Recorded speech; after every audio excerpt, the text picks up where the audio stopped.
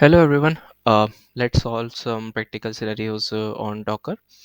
Today what we will be doing is we will be solving one problem around containerizing a legacy application. If you are new, you can check out this resource.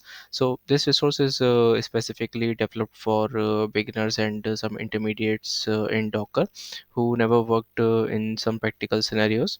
And entire repository contains a lot of practical problems and labs that you can do on your local machine. These labs are very close to the real environments in production. And in this video what we will be doing is we will be containerizing an old legacy application. And just imagine there is an application in production that is being run since a very long time on virtual machines or somewhere else. And the company wants you to dockerize it. Okay, so when you are actually working in some real company, this scenario may occur to you. And you will be given a specific repository. So if we take a look at the requirements, there is an application present at this specific repository. And you have to dockerize it. Okay, so there are some resources also available, and a project git repository. So what we'll be doing in this video today, we will be cloning this application, understanding it, how this application is actually running, and then we will be dockerizing it. Okay, so let's get started. If you are new, you can subscribe to this channel, and feel free to visit this website, tdevs.in. I will post the link in the description. All right, so let's get started. For this purpose, what I'll be doing is I will be cloning this repository locally on my machine. And first, let's take a quick look on what this repository is. Okay, so if you see that this is a to-do application. Okay, and this to-do application contains some environment variables. Okay, along with the environment variables, it connects to a database. We have commands present of how this application should be run. And we also have a sample output that is present. So all of these details are present in the readme, and if you go through this entire problem statement, you will understand what exactly you have to do. Okay, so what we'll be doing is we will be containerizing this entire application. So let's clone this. I will copy this and go here. I will start a new terminal, and then I will copy it. So git clone. Okay, now my application is copied. Now let's go to the readme. Okay, I will just open this view. Okay, so this is a Java application. And when we see this application contains three different you know environment variables that we need to set. Okay, and in the build steps, if we see, we have the option of we have the commands given of how to run this application. We have a way given of how we can export the environment variables. And we also have a sample response when the application runs. Okay, and we have the option of how to package this application. We have the option of how to run this binary after generation. And we also have the option of how to test this. Okay, so make sure you have the dependencies installed, java 21 and maven. And before you actually start to attempt this problem and see the solution, I would request you to go through this page and understand the problem statement and try to do this on your own before actually looking into the solution. So let's see how we can containerize it. Okay, before we get into writing a docker file for the containerization of the application, it is very important to understand how this application is actually running. If we don't know how this is running, it will be very difficult to write a docker file. Okay, so what we are going to do is, first of all, we will check how we can run this application locally. Okay, so let's go into the folder. Okay, I will just do the ls. Okay, so what I will do is I will just test it first. I want to see if this application is properly building and compiling or not. And based on this, yes, it is going on. So these tests are running right now. Okay, and we have two test runs. The build is successful. And if we see here that we also have the option to package, we will take a look at it later, but first let's try to run this application. Okay, what is the way of running this application? I have this command given that ambient spring boot run, so I will just copy this and paste it here, and let's see if we are able to run it or not.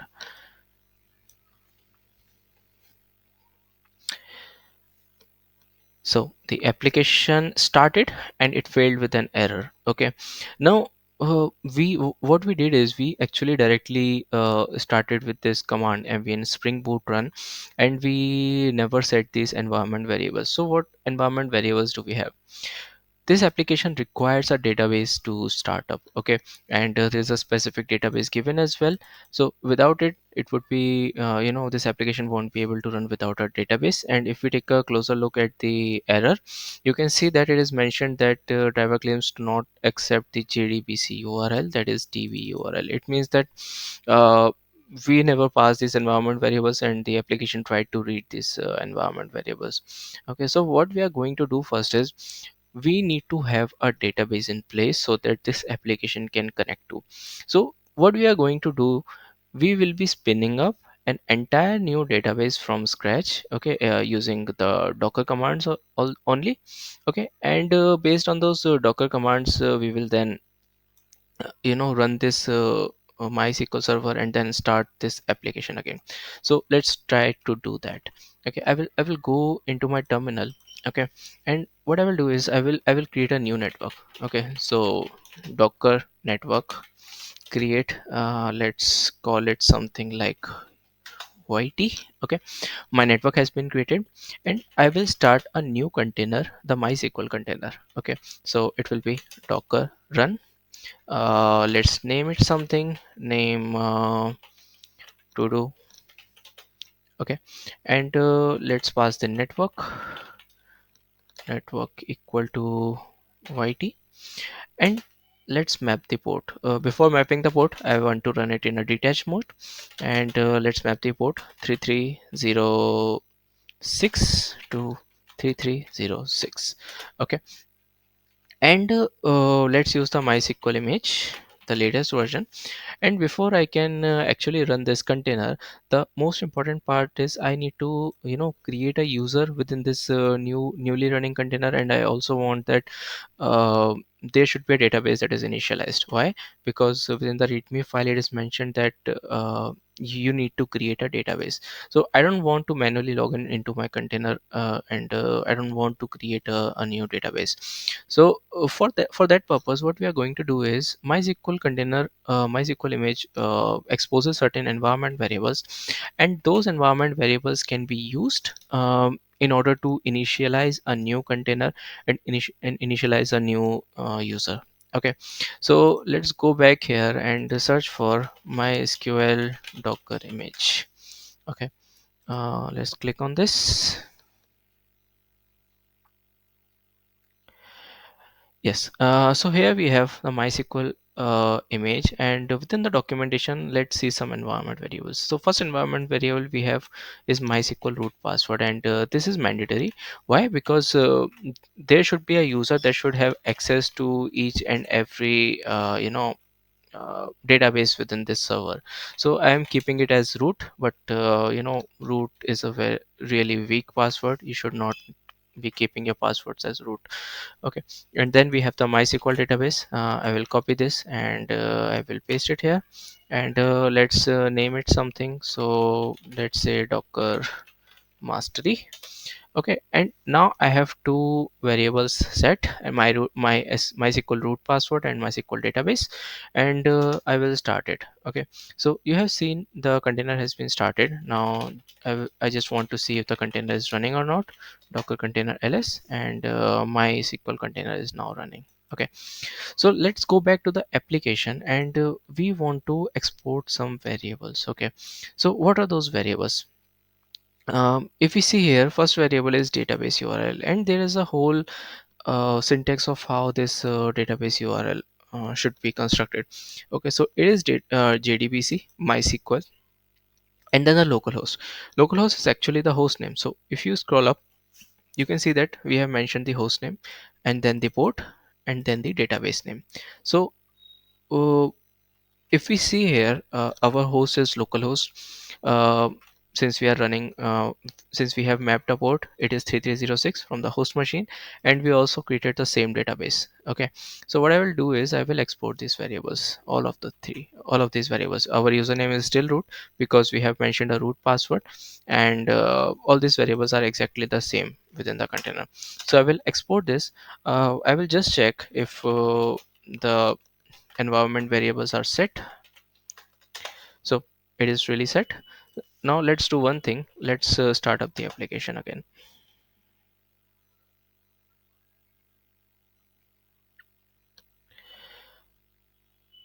Now you can see that our application is up and running. It connected to the database that we just initialized.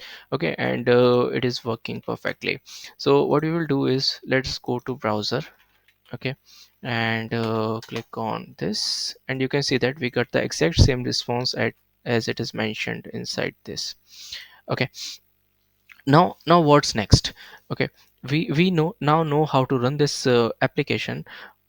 Now we need to dockerize it. Okay, we know that we have this command on how to run this application, but there is one thing that is missing. Okay, we never tried this one. We don't know how to package it, and we don't know how to run that packaged application. So what we are going to do is we will stop this, and we will let the container running, and what I will do is I will run mvn clean package.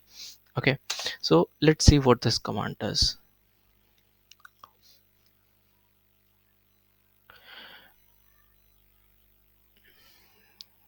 All right, so it uh, ran the entire application, and it ran some tests, and after the tests are passing, it compiled that application into a specific jar file, and you can also see that it is present inside this target folder under this name. And if we see the documentation, it is also written that it is present inside the target folder under this name.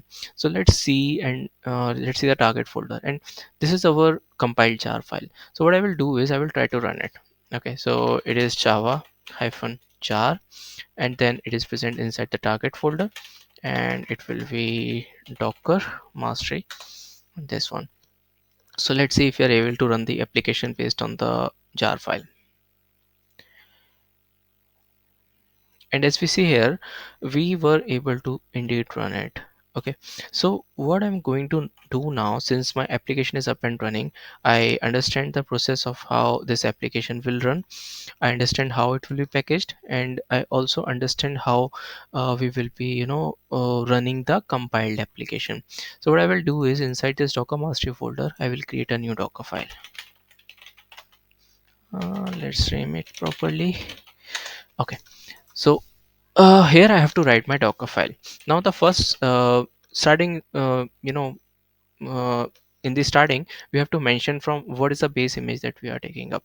Now if we look at this closely, what things do we need to run this and to build this, compile this, and run this application? We need the jdk.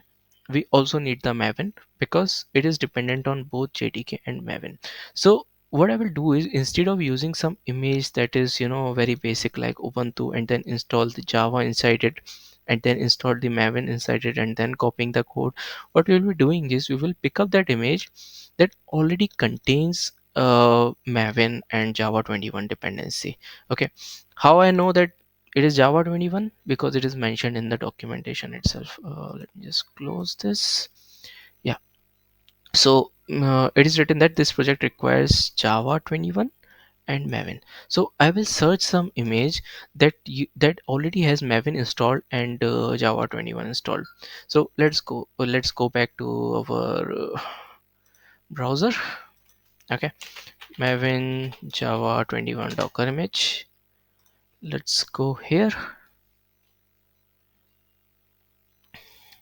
All right, so here you can see that we have these recent tags present, and what I will doing is I will be picking this tag up. Okay, and I will be using it in my image. Okay, as a base image. So it is maven and then the tag name. Okay, now what I will do is I want to copy this entire content of this folder into my container at the time of building. So I will use copy, and then I will use the dot as the source because that's the correct current context, and then slash app. Okay, my entire directory will be copied now during the time of the build. Okay, what I will do is, now since everything is copied inside the app, I will change it to, I will change the work directory to slash app. Okay, now my everything, all the commands that I will run in future, it will be executed inside the slash app directory. So what I will do is, I will use run. Okay, and what was the command to package this application? It was ambient clean package. What this command will actually do is, it will run this maven command into the entire project, and it will generate an output inside the target directory.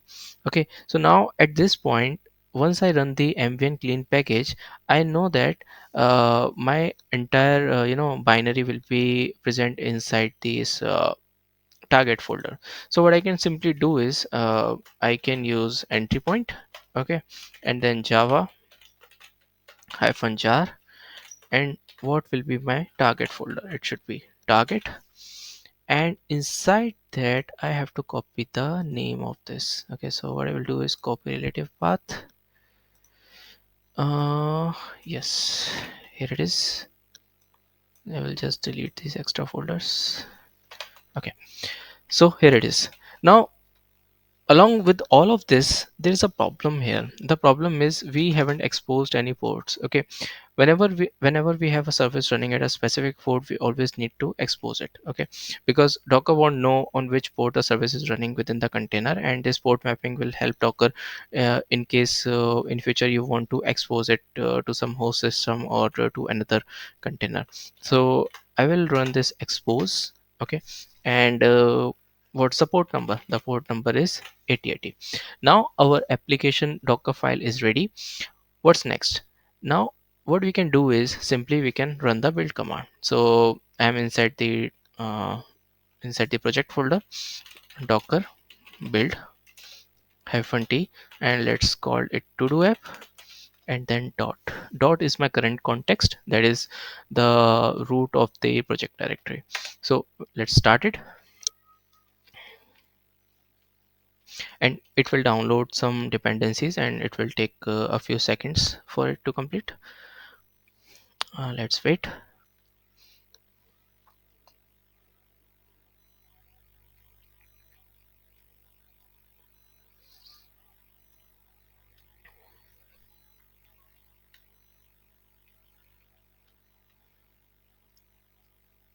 All right, the image is ready now. What's next? Once my image is ready, we can try to run this. Okay, it is important to run it. Why? Because we might have introduced some problems within it. It might not be correct, and so that's why we need to have a check that our application is still running when we containerize it. Okay, so what I'm going to do is, I will open this terminal, and I will run this. So docker run. Okay, I want to use interactive mode, and I want to map the port number 8080 to 8080.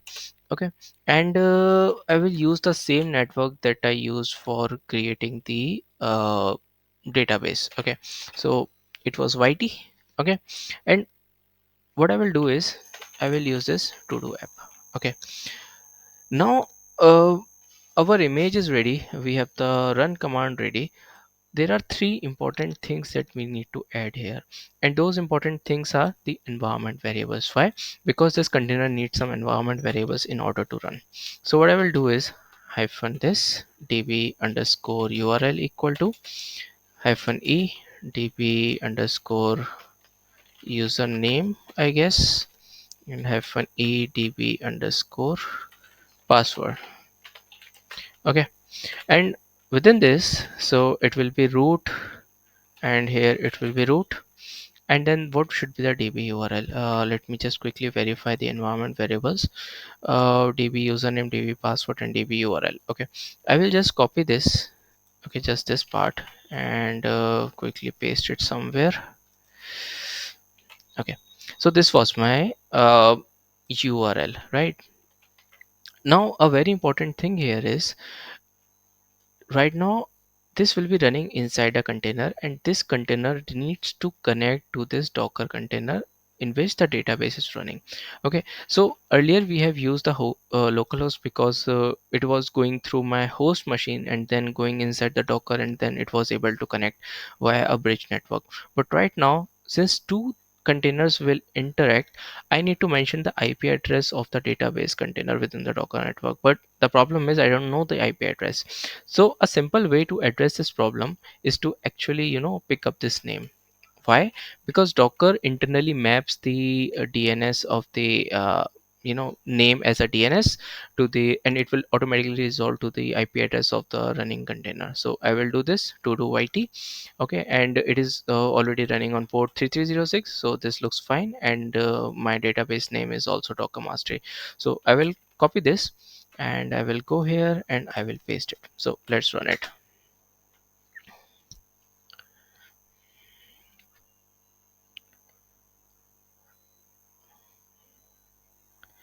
Okay, now my application has been started. Let's quickly go back to the browser and then let's see. I will just refresh it, and you see I got the same response. And if I see here, a query has been executed in the database in order to get the data that we are getting it on the browser right now. So that's how we can containerize an existing application. It's very important to understand how this application is running locally, and then only you will be able to containerize it, and then publish it in other environments like QA environment or the production environment. So I hope you like this problem.